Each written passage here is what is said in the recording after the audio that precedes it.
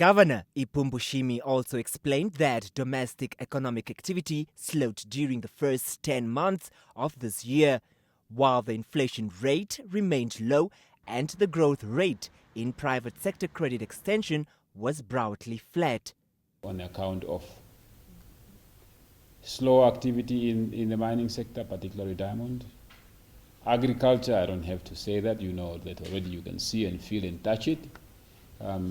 We are affected by one of the worst drought in history, and therefore that has negatively impacted on our economic activities.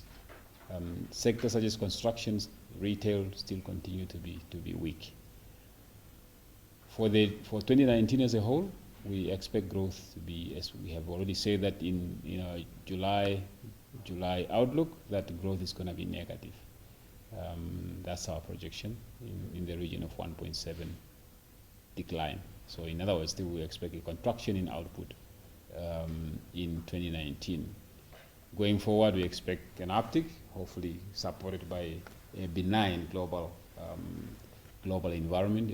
As we said before, we expect the global environment to improve a little bit. Hopefully that will also give some support to the Namibian economy.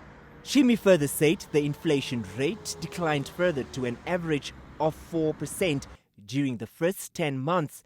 The moderation was mainly attributed to a decline in housing and transport inflation. Furthermore, annual average growth in private sector credit extension was slightly higher at 6.8% during the first 10 months, compared to 6.2% in the corresponding period of 2018. So if you can see, there's a small uptick. This uptick is coming mainly from the business sectors, investing in sectors such as real estate, trade, and some financial services. Those are the sectors that are getting credit from the banks.